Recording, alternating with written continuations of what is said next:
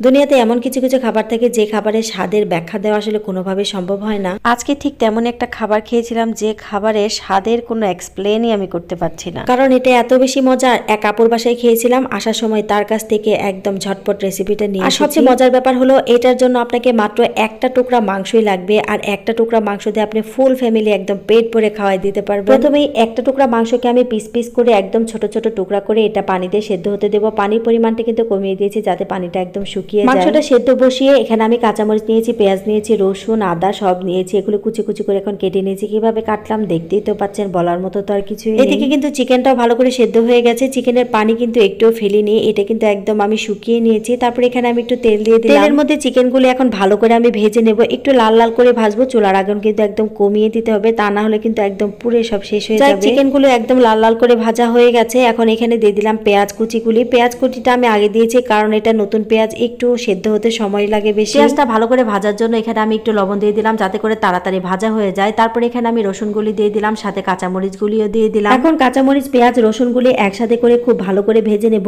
এটা আসলে এত মজার আর এত সহজ একটা রেসিপি, যে কেউ বানাইতে পারবেন যে কোনো সময়। যাই হোক, এখানে আমি একটু তেলও ব্যবহার করলাম। আমি চুলার আগুন মিডিয়াম টু লো হিটে রেখে এটা আস্তে আস্তে সুন্দর করে লাল লাল করে ভেজে নিয়েছি। এগুলো এখন ভাজা শেষ, এগুলি সবগুলি এখন একটা বাটিতে উঠিয়ে নিয়েছি। যাক, এখানে কিন্তু আমার আদা কুচিটা ছাড়া সবকিছু আমি সুন্দর করে ভেজে নিয়েছি। এখন যে কাজটা করব, শিলপাটার সাহায্যে এই চিকেনগুলো এখন একটু থেতো করে নেব। বাটাবাটি করব না অবশ্যই, এটা কিভাবে করতে একটু খেয়াল করলেই বোঝা যাবে। শিলপাটার মাধ্যমে আমি চিকেনগুলো একদম ঝুরি ঝুরি করে নিয়েছি। ঝুরি ঝুরি করে রাখা মাংসগুলো এখন একটা বাটিতে আমি উঠিয়ে নেব। তারপরে সেই শিলপাটার মধ্যে আগে থেকে যে পেঁয়াজ, রসুন, কাঁচামরিচ এগুলো আমি সুন্দর করে ভেজে রেখেছিলাম, এটা এখন বেটে নেব। একদম মিহি করে বাটার কোনোই প্রয়োজন নেই, এটা একদম হালকা আলতো হাতে সুন্দর করে একটু বেটে নিলে যথেষ্ট। অবশ্যই একটা বাটা দেব, এরপরে কিন্তু আর কোনো বাটাবাটি করব না। এখানে আমি কিন্তু অলমোস্ট বাটা শেষ। আর এখন যখন এটা বাটা শেষ হয়ে যাবে, এই জিনিসগুলো এখন আমি বাটিতে উঠিয়ে নেব, যেখানে ঝুরি ঝুরি করে রাখা চিকেনগুলো রেখেছিলাম সেইখানে। জানি না আমার ভিডিওগুলি আপনাদের কেমন লাগে। আমার ভিডিওগুলো যদি আপনাদের ভালো লাগে প্লিজ আমার চ্যানেলটাকে সাবস্ক্রাইব করে দিবেন। আর যারা ফেসবুক থেকে দেখছেন প্লিজ আমার পেজটাকে ফলো দিয়ে রাখবেন। ঝুরি করে রাখা চিকেনের সাথে এখন কাঁচামরিচ, পেঁয়াজ, রসুন যেটা বেটে রেখেছিলাম সেটা ভালো করে মেখে তার উপরে দিয়ে দিলাম